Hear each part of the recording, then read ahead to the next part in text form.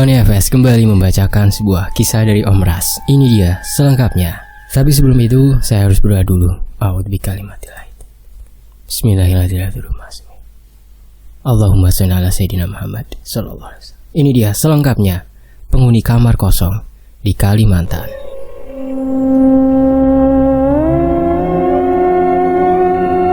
Tahun 2020 lalu, ada sepasang suami istri yang baru beberapa bulan menikah, dan suaminya ini bekerja di salah satu perusahaan batu bara yang ada di Kalimantan.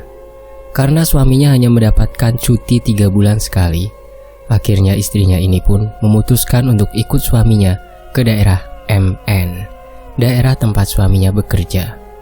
Namun karena di sana mesnya khusus untuk karyawan saja, karena tidak diperkenankan untuk membawa anak istri, maka dari itu mereka terpaksa harus mengontrak salah satu rumah yang tidak begitu jauh dari lokasi suaminya bekerja.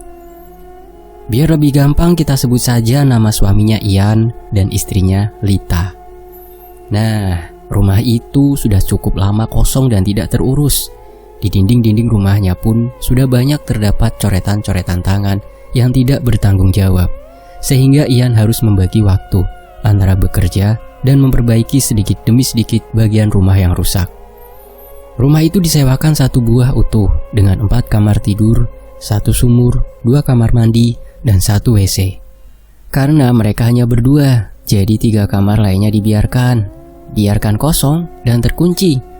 Harga sewanya per bulan pun tergolong sangat murah. Untuk ukuran 1 buah rumah hanya berkisar sekitar 300 ribuan saja. Di sekitar rumah itu hanya ada kebun pisang yang rimbun. Sama sekali tidak ada tetangga. Tapi ada sebuah warung yang jaraknya sekitar 700 meteran dari rumah itu. Singkatnya, setelah selesai perbaikan, Lita pun datang menemui suaminya. Ia bersama seorang adiknya yang diminta untuk menemani Lita, karena pada saat itu ternyata Lita sedang hamil muda, baru 4 mingguan. Harusnya kamu tidak usah memaksakan diri ke sini. Apalagi sekarang kamu lagi hamil muda begitu. Kalau sampai terjadi apa-apa pada kandunganmu, bagaimana? Ujar Ian yang baru mengetahui istrinya tengah hamil. Tapi tidak terjadi apa-apa kan? Anak kita kuat kok. Ian terdiam, tangannya masih mengelus-elus perut istrinya. Kandunganmu masih sangat muda, jadi kumohon jangan terlalu memaksakan diri. Kau harus banyak istirahat. Aku tidak mau terjadi apa-apa pada kalian berdua, ujar Ian. Dika libur? Tanya Ian pada Lita. Iya, seminggu lagi. Kalau Dika pulang dan aku masuk shift malam, kamu akan sendirian di sini. Aku khawatir terjadi apa-apa padamu saat aku tidak ada di rumah. Aku berani kok sendirian. Nanti tinggal kamu tambahkan palang saja di pintu-pintu dan jendela, biar tidak ada orang jahat. Karena yang paling menakutkan itu pun jahat, bukan hantu, ujar Lita. Kamu tidak tahu keadaan di sini, sayang. Sangat tidak aman. Apalagi kamu sedang hamil begitu. Kalau tentang penjahat, maling atau perampok, di sini cukup aman. Selama aku bekerja di sini, aku belum pernah mendengar kabar tentang perampokan dan lain-lain. Nah, apalagi kalau begitu, aku jadinya semakin berani untuk tinggal di sini. Tapi sayang, perkataan Ian terhenti. Raut wajahnya mendadak pucat. Tapi apa? Tanya Lita penasaran. Tidak jadi, bukan apa-apa. Ian mengalihkan pandangannya. Kini matanya menerawang ke langit-langit kamar, mengingat kejadian yang menimpa istri temannya beberapa bulan lalu. Waktu mereka baru pindah ke kontrakan yang ada di dekat pelabuhan, seminggu setelah pindah ke sana, istri temannya yang hamil 4 bulan itu mendapat gangguan sehingga mengakibatkan anak yang dia kandung tidak selamat. Menurut pengakuannya, pada shift malam suaminya bekerja, suaminya tiba-tiba pulang dan meminta jatah pada istrinya. Entah bagaimana, setelah melakukan hubungan suami istri tersebut, si istri mendadak merasakan sakit yang luar biasa pada kandungannya. Pendarahan hebat terjadi. Untungnya di sebelah kontrakan mereka pada saat itu ramai orang, sehingga istri temannya tersebut langsung mendapatkan pertolongan dan berhasil diselamatkan. Namun malang bagi janinnya yang tidak bisa diselamatkan. Konon katanya, yang pulang pada malam kejadian itu bukanlah suaminya, melainkan makhluk halus yang menyerupai si suami. Gangguan seperti itu tidak hanya sekali terjadi menurut warga sekitar, karena memang daerah tersebut masih sangat kental dengan mistisnya, dan lagi di sekitar sana dikelilingi oleh hutan yang tentu saja menjadi tempat tinggal makhluk-makhluk halus. "Kenapa diam?" tanya Lita pada Ian. Aku khawatir padamu dan juga kandunganmu." Lita tersenyum manis. "Aku tahu yang ada di kandunganku ini merupakan anak pertamamu. Tapi kau jangan lupa, dia juga merupakan anakku. Dan sebagai ibunya, aku tidak akan membuat kandunganku kenapa-napa. Jadi kamu tidak perlu khawatir itu padaku," ucap Lita. "Kamu lapar kan? Aku akan ke warung sana membeli makanan untuk kita bertiga ya," ujar Ian. "Aku ikut." "Jangan, warungnya jauh, nanti kakimu sakit. Lelah di perjalanan saja belum hilang. Lalu kau mau ikut ke warung yang jauh itu? Nanti kalau kau sakit bagaimana? Lagian bidan atau mantri jauh dari sini," jawab Ian. Lita menghela nafas panjang, kemudian ia mengangguk. Ian pergi dengan berjalan kaki menuju ke arah warung seorang diri. Jalanan tanpa lampu dan berdebu itu sangat sunyi di malam hari. Tak ada satupun truk yang lewat. Ian mempercepat langkahnya ketika lampu warung mulai terlihat dari kejauhan. Sesampainya di warung, ia bertemu beberapa orang sopir yang tengah singgah makan. Ramah sekali mereka menyapa Ian, padahal mereka belum saling mengenal, karena memang Ian tidak terlalu terkenal dengan kebanyakan sopir-sopir truk di sana. "Anaknya si Rusdi meninggal," ujar salah satu sopir. "Iya, untung istrinya selamat. Dulu sudah kunasehati si Rusdi itu. Kalau membawa istri yang sedang hamil begitu memang harus bersyarat. Karena di sini berbeda dengan di Banjarmasin sana. Tapi susah memberitahukan orang yang tidak percayaan. Dia malah mengejekku yang bukan-bukan," sahut sopir lainnya. Ian berpindah tempat duduk dan merapat pada sopir-sopir tersebut. "Syarat seperti apa itu, Bang?" tanya Ian. "Iya, seperti penangkal-penangkal makhluk halus. Karena orang mengandung itu baunya wangi sekali. Wanginya tersebutlah yang mengundang makhluk-makhluk halus mendekat dan mengganggu." Contoh penangkalnya itu seperti apa, Bang? Maaf sebelumnya, saya lancang bertanya seperti ini karena saya ingin tahu sekali, sebab istri saya juga tengah hamil 4 minggu saat ini. Penangkalnya itu ya seperti duri jeruk, kayu sompun, tamiang, bawang tunggal, gunting, belayung, pecahan kaca, cermin, dan jangan lupa kelambu, ucap sopir tersebut. "Tamiang itu seperti apa, Bang? Dan baliung itu juga bagaimana bentuknya?" tanya Ian antusias.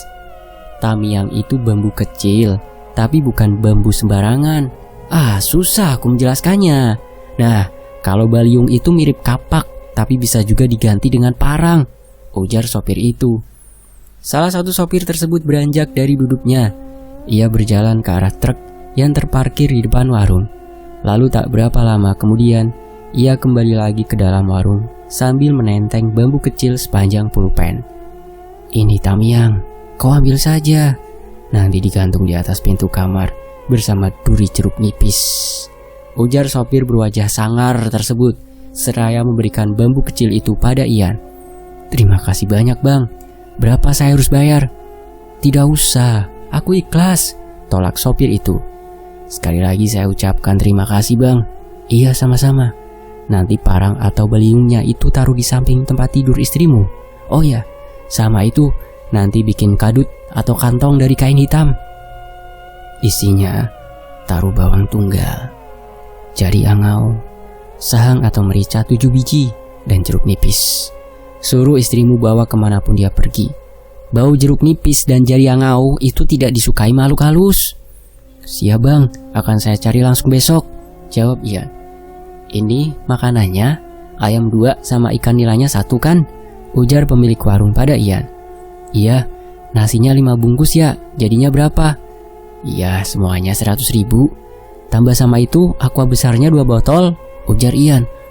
Setelah selesai membayar makanannya, Ian pun berpamitan pada para sopir baik hati tersebut. Ia melangkah cepat menuju ke rumah. Karena pada saat itu kilat mulai menyambar-nyambar, pertanda sebentar lagi hujan akan segera turun.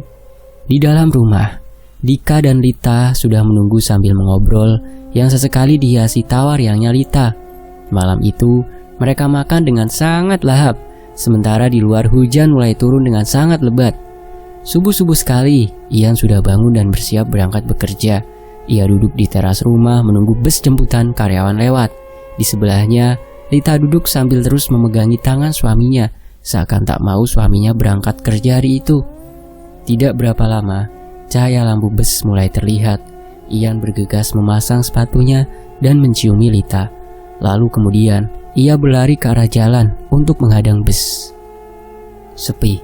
Itulah yang Lita rasakan saat suaminya sudah pergi bersama rombongan karyawan yang berada di bus tersebut. Karena masih sangat pagi, akhirnya Lita memutuskan untuk kembali melanjutkan tidurnya. Sementara Dika masih tidur dengan sangat lelap di depan kamar Lita dengan berbantalkan tas berisi baju-bajunya. Sekitar pukul 9 pagi, Dika membangunkan Lita. Rupanya Dika sudah mandi dan membeli makanan di warung. Lita tersenyum kecil melihat perhatian adiknya itu. "Cuci muka dulu Gi, baru makan. Sudah jam segini kakak belum sarapan. Kasihan bayinya," ujar Dika. Hari itu, Dika membantu kakaknya beberes rumah sampai semua perabotan tertata rapi. "Nanti beli mesin genset saja kak, karena rumah ini kan besar. Kalau gelap rasanya terlalu menyeramkan. Apalagi nanti kakak sendirian di sini bila Kak Ian masuk shift malam." "Iya, aku tahu," jawab Lita. "Dan nanti coba kakak minta belikan motor bekas. Siapa tahu kan kakak ada keperluan ke warung dan lain-lain. Kalau harus jalan kaki lumayan jauh kak." "Iya Dika, kakak tahu." Sore harinya sekitar jam 5-an, Ian pulang membawa sebuah motor Beat. "Motor kita," ujarnya sebelum Lita bertanya. "Besok kita beli barang-barang ke pasar, soalnya besok aku off." "Wih, aku diajak kan kak?" tanya Dika. "Tentu saja, setidaknya kau bisa bantu angkat-angkat barang," jawab Ian tertawa. Ketika Ian mandi, Dika disuruh oleh Lita untuk membeli makanan ke warung, sementara Lita menyiapkan pakaian suaminya. Tiba-tiba, ia merasa ada hembusan angin seperti ada yang lewat di belakangnya, membuat bulu kuduk Lita seketika meremang. "Sayang, menurutmu kita beli tenaga surya saja atau genset?" tanya Ian mengagetkan Lita. Kau mengagetkan aku. "Terserah saja menurutmu bagus yang mana," ujar Lita kesal. "Lah kok marah? Aku kan cuma bertanya padamu." "Kau sadar tidak sudah mengagetkan aku dengan cara muncul dan bertanya tiba-tiba begitu?" "Iya, aku minta maaf kalau kamu merasa terkagetkan olehku." Di sisi lain, "Ampun, maafkan aku. Tolong jangan sakiti aku." Terdengar suara Dika yang meracaukan kata-kata yang sama-sama berulang-ulang. Lita lantas keluar untuk memeriksa keadaan adiknya tersebut. Takut kalau ada sesuatu yang terjadi pada sang adik kesayangan. Rupa-rupanya, Dika hanya tengah mengigau. Matanya masih tertutup rapat, namun keringatnya bercucuran. "Dika, Dik, bangun Dika." Dika terbangun dengan nafas yang terengah-engah, seperti orang yang baru saja berlari puluhan kilometer. "Mimpi apa kamu, ha? Sampai mengigau begitu?" Aku mimpi ada kurungan ayam ditutup kain hitam, dan sebuah kepala dengan rambut acak-acakan menutupi wajahnya muncul dari atas kurungan ayam itu, Kak. Perlahan-lahan, kurungan itu berubah menjadi sosok perempuan berambut panjang dengan pinggang yang sangat besar dan tubuhnya sangat tinggi.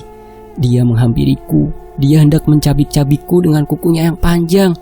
Aku sangat ketakutan, Kak. Cerita Dika dengan nafas yang masih ngos-ngosan. Lita menarik nafas panjang. Ia kemudian membelai-belai rambut sang adik. "Itu hanya mimpi, Dik." "Kak, mendadak perasaanku tidak enak. Sebaiknya kakak ikut aku pulang saja ya.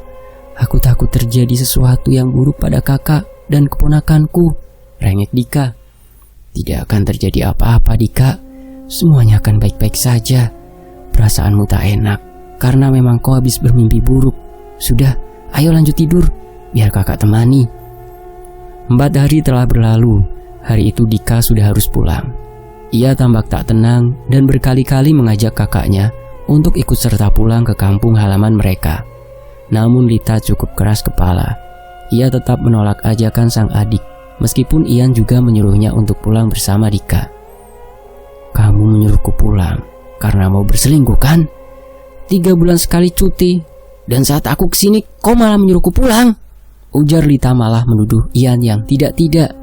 "Ya ampun, sampai seperti itu kau menuduhku." "Ya kalau tidak buat apa kau menyuruhku pulang?" "Sayang, aku takut terjadi hal-hal buruk padamu dan kandunganmu, itu saja." Percekcokan antara keduanya tak dapat dihindari. Bahkan Dika yang menjadi penengah pun ikut terkena imbas dari kemarahan Lita. Sampai sore harinya ketika Ian sudah hendak berangkat kerja, Lita masih cemberut dan tak mau berbicara padanya. "Kunci semua pintu dan jangan lupa kelambunya dipasang. Parang itu juga taruh di samping tempat tidur," pesan Ian. Namun Lita masih tak menanggapi. Ketika Ian sudah berangkat, Lita mulai merasakan sepi berada di rumah itu sendirian. Meski di dalam rumah sudah ada penerangan, namun di 3 kamar kosong itu memang sengaja tak dipasangi lampu. Apalagi ketika kamar itu tak pernah mereka bersihkan. Bahkan membukanya saja mereka berdua enggan. Untuk mengurangi rasa sepinya malam itu, Lita menonton film di DVD portable yang dibelikan oleh Ian. Film Barbie tersebut cukup membuatnya terhibur. Sampai-sampai ia lupa kalau malam itu ia hanya seorang diri di rumah. Ketika sudah mulai mengantuk, Lita mematikan DVD-nya. Pada saat itu, jam sudah menunjukkan pukul 9 malam.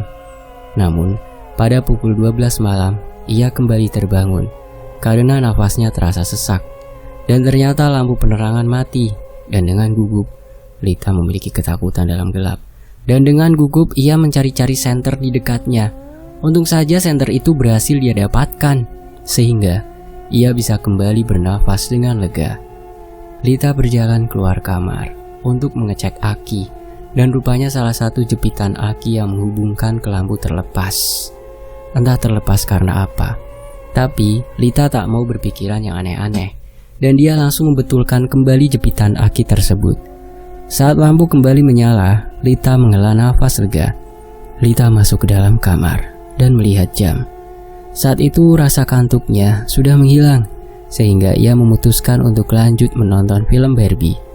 Pukul 2:30 dini hari, barulah matanya mulai terasa berat. Namun ketika ia mulai memejamkan matanya, antara tidur dan tidak, Lita melihat ada seorang perempuan berpinggul besar dengan tubuh yang sangat tinggi berada di atas tubuhnya. Sampai-sampai Lita merasa kesulitan untuk bernafas dan bergerak. Lita ketindihan, tapi untung saja ia berhasil kembali menggerakkan tubuhnya setelah berusaha sekuat tenaga. Namun, entah kenapa, saat ia sudah berhasil membuka matanya, Lita kembali merasakan matanya sangat berat, sehingga matanya terpejam lagi, dan kejadian yang sama kembali terulang. Yang di kedua kalinya itulah, Lita memberanikan diri menatap sosok perempuan itu. Sosok itu menyeringai, dan seringainya begitu menyeramkan.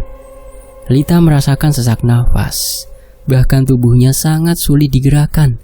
Lita hampir menangis, namun untung saja ada sesuatu yang membuat tubuhnya kaget.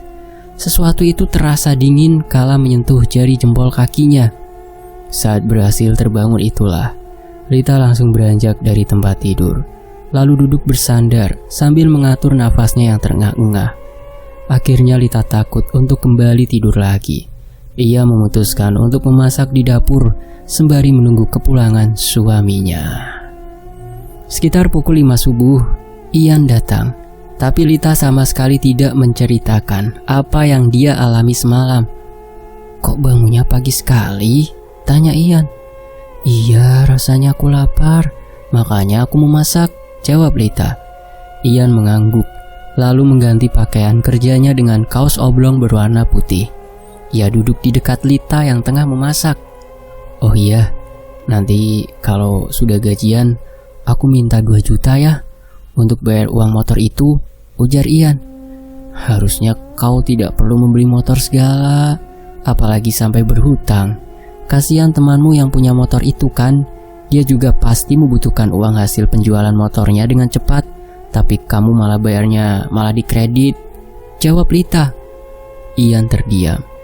Ia menggaruk-garuk kepalanya yang terasa tak gatal ketika mendengar omelan Lita.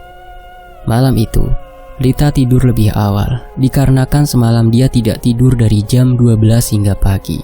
Akan tetapi, lagi-lagi pada pukul 12 malam, lampu kembali mati. Dan ketika dicek, penyebab mati lampu itu sama seperti kemarin malam. Ketika lampu kembali menyala dan Lita sudah kembali masuk ke dalam kamar, ia tak bisa memejamkan matanya. Lita berusaha untuk kembali tidur, namun matanya tetap tak bisa terpejam. Lita mulai resah, terlebih lagi ketika ia mulai mendengar suara seseorang tengah menyapu halaman rumahnya.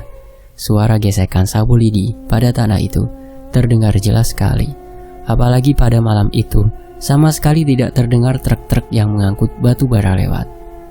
Lita langsung bangun dari tempat tidur dan kemudian mengambil DVD portabelnya. Ia memutar film Barbie dengan volume yang cukup nyaring. Tapi hal itu tidak membuat rasa takut serta was-wasnya hilang. Dan di saat-saat seperti itulah, bayangan tentang sosok perempuan yang muncul antara bangun dan tidurnya semalam kembali muncul. Seketika, bulu-bulu di tubuhnya langsung meremang. Lita tak fokus pada alur film Barbie yang diputarnya. Pikirannya benar-benar kacau saat itu. Apa aku harus ke warung saja ya? Batinnya. Tapi tidak, karena kalau sampai suamiku tahu aku ketakutan begini, pasti aku disuruh pulang ke kampung. Lita mengecek handphonenya, dan ya, tidak ada sinyal di tempat itu. Lita hampir menangis. Namun tiba-tiba terdengar suara ketukan dari pintu rumah. Mata Lita langsung melotot ketakutan. Tetapi rasa takutnya langsung hilang begitu ia mendengar suara Ian yang memanggil namanya. Segera Lita berlari keluar kamar untuk membukakan pintu rumah. Di luar, Ian terlihat tidak seperti biasa. Wajahnya pucat dan tak banyak tersenyum. "Kamu sakit?" tanya Lita khawatir, seraya meletakkan punggung tangannya di dahi Ian yang langsung ditepis oleh lelaki itu. "Aku baik-baik saja," jawabnya sebelum melangkah masuk ke dalam rumah. Namun anehnya, Ian tak bergeming ketika diajak masuk ke dalam kamar oleh Lita. Ia malah berdiri mematung di depan kamar sambil menatap ke lampu yang tergantung. "Di dalam gerah, aku ingin tidur di luar saja," ujar Ian dengan suara yang berat. Lita mengurutkan alisnya, bingung. "Tak seperti biasanya," batin Lita. "Lita, bisakah kau keluar temani aku?" panggil Ian yang semakin membuat Lita bingung. Karena tak seperti biasa, malam itu Ian memanggil namanya beberapa kali. "Aku sudah mengantuk, lebih baik kau masuk ke dalam kamar. Tak panas sama sekali di sini," jawab Lita dari dalam kelambu. Tiba-tiba terdengar suara bantingan pintu di luar. Namun saat akan mengeceknya, Lita merasa berat hati, sehingga ia membiarkan saja suara itu tanpa tahu apa yang sedang dilakukan oleh Ian. Sekitar pukul 5 subuh, Ian masuk ke dalam rumah dengan marah-marah, membangunkan Lita yang masih tertidur di dalam kelambu. "Kenapa pintu tidak kau kunci semalam, ah?" tanya Ian dengan nada marah. Loh, bukannya semalam kamu yang terakhir masuk ke rumah?" jawab Lita balas marah.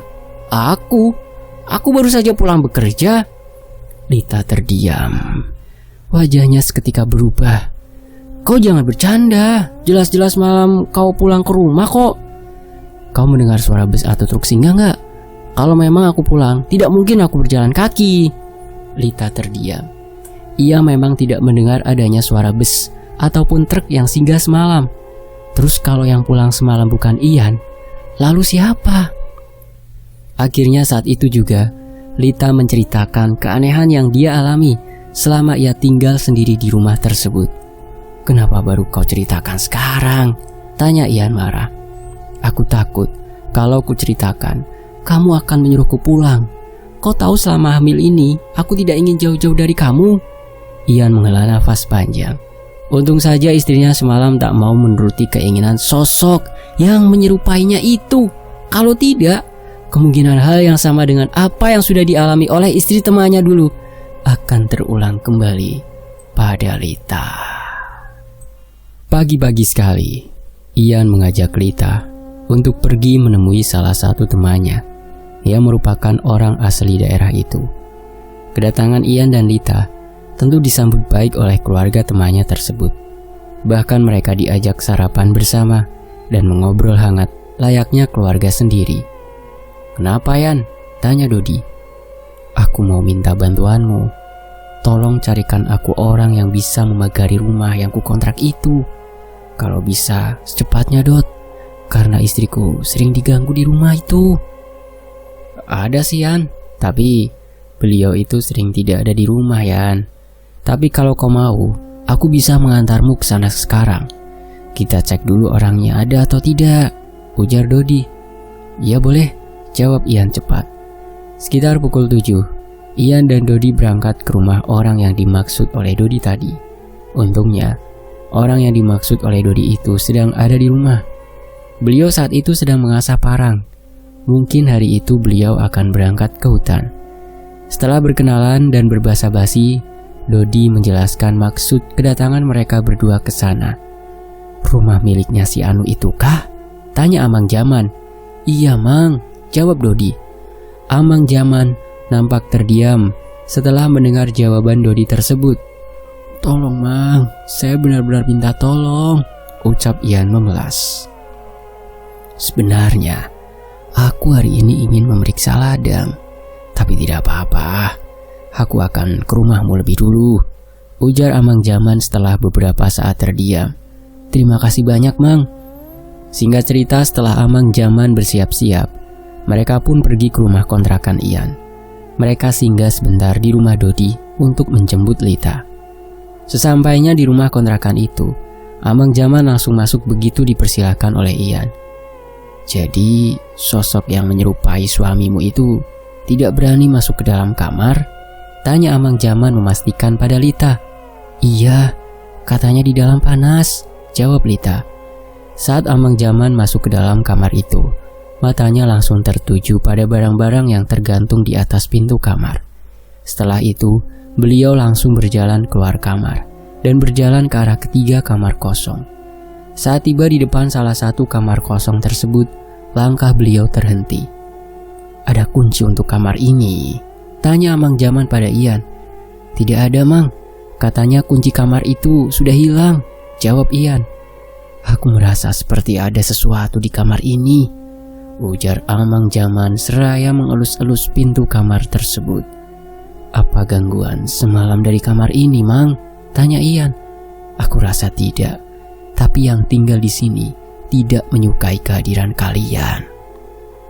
"Lalu kami harus apa, Mang? Apa kami pindah saja?" tanya Ian.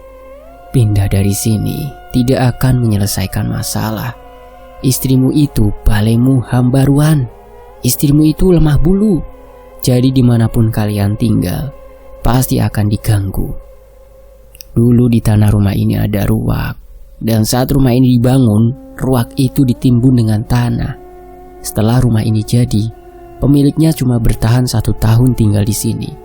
Karena setelah anaknya mati bunuh diri saat hamil besar, akibat depresi ditinggal suaminya menikah dengan perempuan lain. Mereka pindah dari rumah ini, dan sejak saat itu, rumah ini kosong.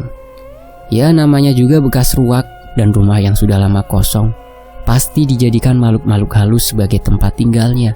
Tapi ada satu yang paling kuat energinya di sini, yaitu di kamar ini, cerita Amang Jaman.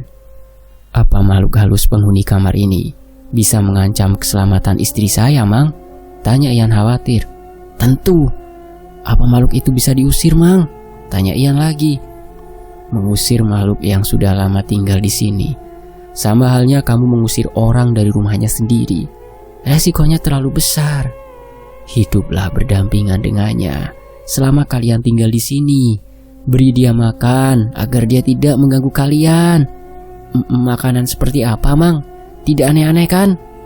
"Hanya bubur habang dan putih, juga kopi pahit manis setiap malam Jumat. Nanti akan aku buatkan malam Jumat ini. Dan untuk seterusnya, kau yang membuatnya sendiri," ujar Amang Jaman. Singkat cerita, sore Kamis itu Amang Jaman datang bersama Dodi ke rumah kontrakan Ian. Beliau juga mengajari Ian membuat bubur habang dan putih untuk malam itu.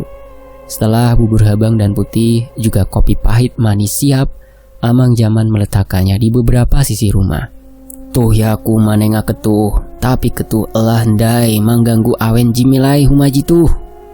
Ini aku memberi kalian, tapi kalian jangan lagi mengganggu mereka yang tinggal di rumah ini. Mereka anak cucu kalian juga. Tolong dijaga dan dirawat. Jangan mengganggu, jangan menyakiti lagi, ujar Amang Jaman. Air kopi yang sebelumnya penuh kini berkurang dengan sendirinya. Lalu air kopi itu diberikan kepada Lita dan Ian agar mereka meminumnya, dan seluruh rumah juga ditampung tawari oleh Amang Jaman. Nanti di pintu-pintu dan juga jendela ditaruh syarat-syarat seperti yang ada di atas pintu kamarmu itu. Juga jangan lupa setiap malam Jumat buat bubur habang putih dan kopi pahit manis, ujar Amang Jaman sebelum pulang. Sekali lagi terima kasih banyak Mang, ucap Ian seraya menyelipkan ucapan terima kasih di tangan Amang Jaman. Dan sebaiknya kalian pelihara kucing atau anjing untuk menemani istrimu di rumah. Kalau kau masuk shift malam, nanti kau bisa ambil kucingku untuk dibawa kemari, ujar Amang Jaman. Baik Mang, sekali lagi saya ucapkan terima kasih. Besok saya akan ke rumah Amang. Malam itu Ian dan Lita bisa tidur dengan nyaman dan tenang. Namun ketika Ian bangun tengah malam untuk buang air kecil, ia mendengar seperti ada suara langkah di dalam salah satu kamar kosong tersebut. Tapi ketika ia menempelkan telinganya di pintu, suara langkah kaki tersebut menghilang. Jangan ganggu, gumam Ian. Lalu Ian bergegas untuk segera kembali ke dalam kamarnya. Ia lihat istrinya masih tertidur dengan nyenyak di dalam kelambu, sehingga Ian tak enak hati untuk membangunkan Lita. Ia kemudian berusaha untuk tidur dalam keadaan menahan kencing, namun ia tak bisa memejamkan matanya sedikit pun. Akhirnya mau tak mau ia terpaksa pergi juga untuk buang air kecil. Setelah selesai buang air kecil, Ian langsung berlari ke dalam kamarnya, karena ia mendengar suara tawa istrinya yang sangat nyaring. Hihihihi. Tawa Lita membuat bulu kuduk Ian merinding. Apalagi ketika ia melihat Lita sudah duduk di atas lemari kayu tua dengan rambut yang menutupi wajah. Sayang, Lita turun yang, jangan bercanda malam-malam yang, ujar Ian. Lita tak menggubris. Ia masih asyik tertawa cekikikan dengan kepala menunduk. Suara kreot dari lemari tua itu membuat Ian ketakutan kalau Lita sampai terjatuh ke lantai. Sayang, ayo turun yang, jangan bercanda yang, ujar Ian lagi seraya berusaha meraih kaki istrinya yang menjuntai. Tiba-tiba tubuh Lita menjadi lemas ketika setelah Ian menyentuh kakinya. Setelah membaringkan istrinya di tempat tidur, Ian duduk di depan kelambu. Ia termenung memikirkan kejadian yang baru saja ia alami. Ian tahu kalau istrinya tadi kemungkinan kemasukan makhluk halus. Tapi apa penyebab istrinya kemasukan? Padahal makanan dan minuman untuk mereka sudah diberikan sesuai petunjuk dari Amang Jaman.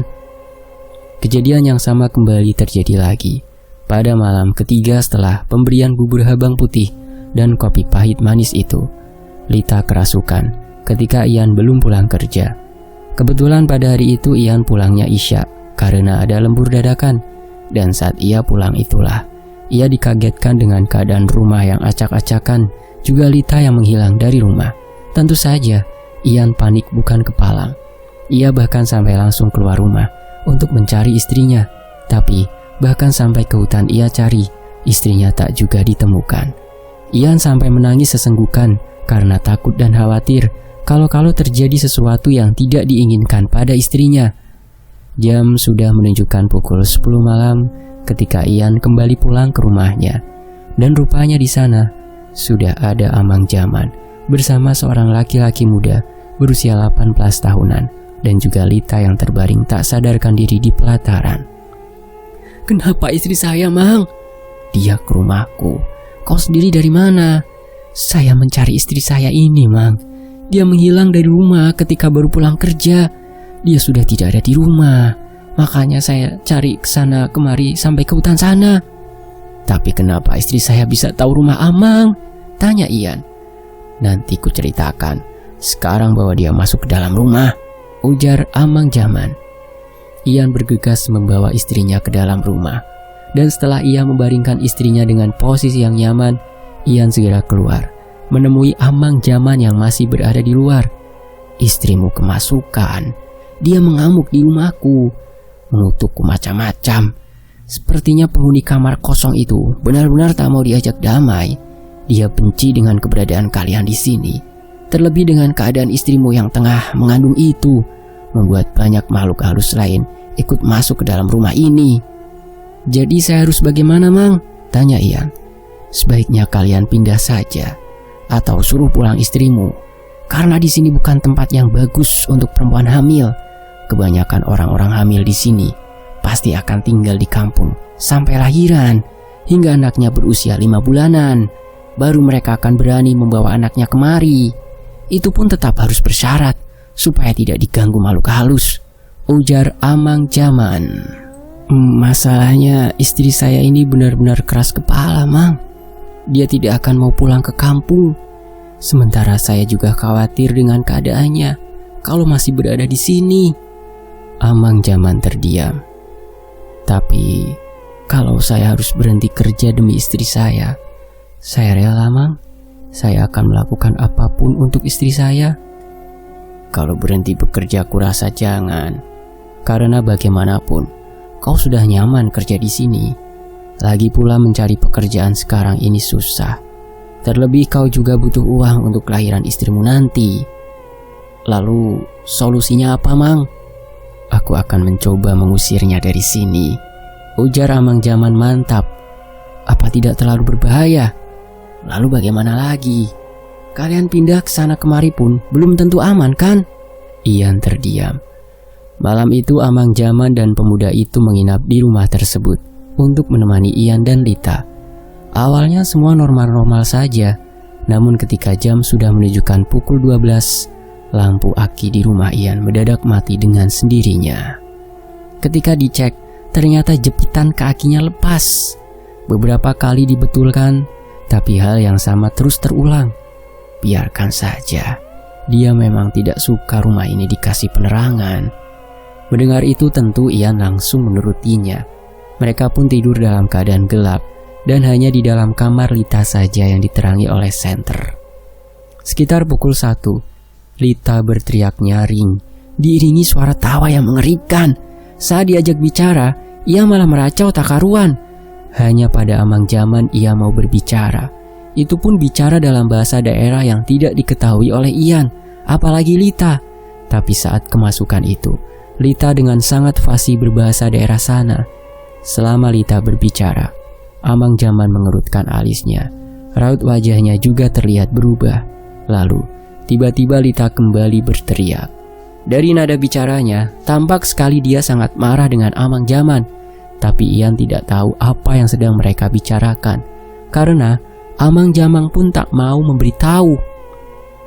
Amang Jaman meminta segelas air. Lalu setelah didoakan, air itu kemudian diminumkan secara paksa pada Lita. Ia mulai mengamuk. Dan malam itu juga, Amang Jaman berusaha untuk mengusir makhluk penghuni kamar kosong tersebut dengan persiapan seadanya. Prosesnya tentu tidaklah mudah, karena makhluk itu terus saja merasuki tubuh Lita, bahkan mengancam akan mengambil janin yang ada di kandungan Lita.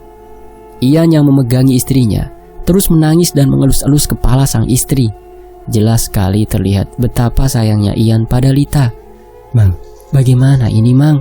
Saya takut istri saya kenapa-kenapa, isak Ian. Amang Jaman tak menjawab. Beliau masih berdoa sambil menggenggam merica bulat. Lalu perlahan-lahan Amang Jaman mendekat pada Lita, dan beliau langsung membuka genggamannya yang berisi merica itu, kemudian menempelkannya di ubun-ubun Lita. Lita mengerang kesakitan. Erangannya semakin membuat Ian khawatir. Beberapa kali ia mencoba menepis tangan Amang Jaman dari kepala istrinya, namun itu tidak berhasil. Mang, sudah Mang, kasihan istri saya. Namun Amang Jaman sama seperti sebelumnya, beliau tak menggubris perkataan Ian. Lalu beberapa saat kemudian, tubuh Lita mulai melemah. Mang, istri saya kenapa? Tanya Ian panik. Amang Jaman menyeka keringat di dahinya sambil menghela nafas panjang. Dia hanya kelelahan. Dan untungnya aku berhasil mengeluarkan makhluk itu dari istrimu. Kalau tidak, kemungkinan akan berdampak buruk pada kandungan istrimu. Tapi istri saya tidak kenapa-kenapa kan, Mang? Tidak.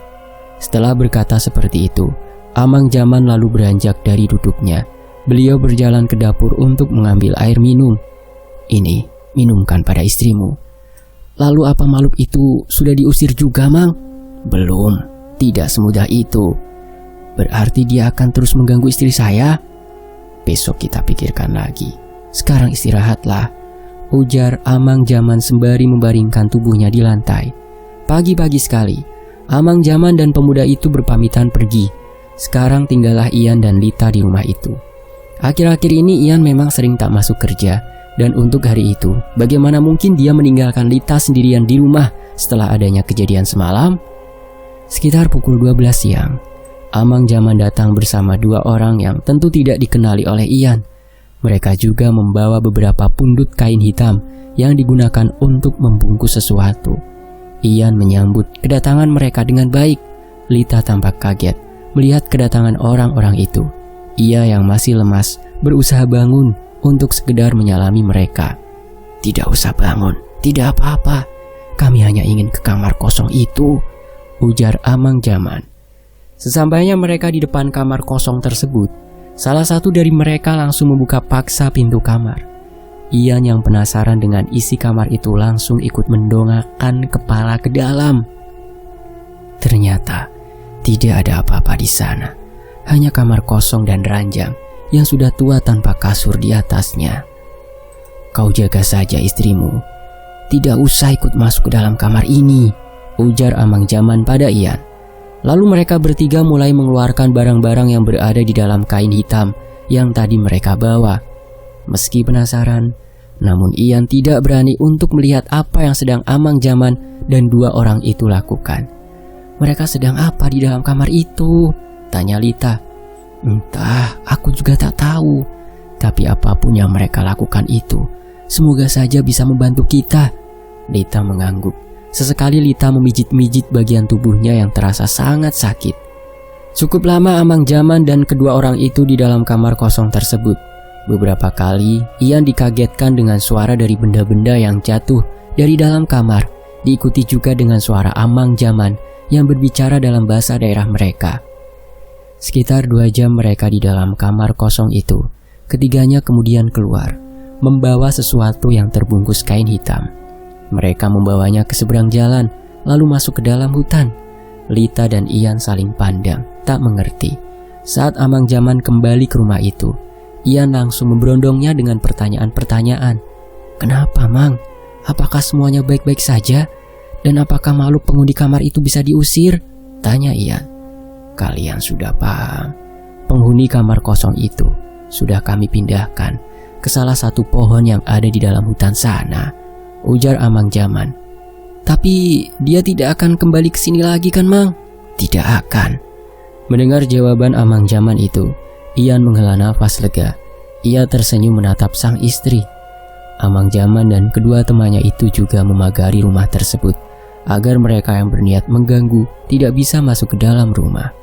Sorenya ketika mereka berpamitan pulang, tak lupa Ian memberikan tanda terima kasih kepada Amang Jaman dan kedua teman beliau yang sudah membantunya. Sejak saat itu, kehidupan Ian dan Lita di rumah tersebut aman dan tentram tanpa adanya gangguan lagi. Hingga usia kandungannya mencapai 7 bulan, ibu dan adik dari Lita datang ke sana untuk menjemputnya. Karena dalam beberapa bulan lagi, Lita sudah akan segera melahirkan. Singkatnya, beberapa bulan berlalu cepat tak terasa. Lita melahirkan bayi laki-laki yang sehat dan tanpa kurang suatu apapun. Saat usia anaknya 5 bulan, Ian dipindah tugaskan ke daerah yang lumayan dekat dengan kampung halamannya. Meskipun Ian cuti 3 bulan sekali, tapi setidaknya di daerah tempat kerjanya yang baru itu, ia bisa selalu memberi kabar kepada istrinya melalui panggilan telepon. Dan istrinya bisa fokus untuk mengurus anak mereka di rumah tanpa harus ikut ke tempat kerja Ian lagi. Pengalaman di rumah itu tidak akan pernah bisa aku lupakan. Aku harap itu adalah pengalaman pertama dan yang terakhir bagiku berurusan dengan mereka. Dan untungnya, aku mempunyai teman-teman yang baik dan dikelilingi oleh orang-orang baik ketika tinggal di sana, ujar Ian mengakhiri ceritanya. Demikianlah sebuah kisah dari Om Ras. Mungkin narasumbernya temannya Om Ras sendiri, atau Amang zaman ini adalah Om Ras. Siapa tahu kan ya. Dan Tony FS pamit. Terima kasih Om, terima kasih teman-teman sudah menyimak kisah ini di sini. Wassalamualaikum warahmatullahi wabarakatuh. Sampai jumpa di kisah lainnya. Tetap di Tony FS. Alhamdulillah.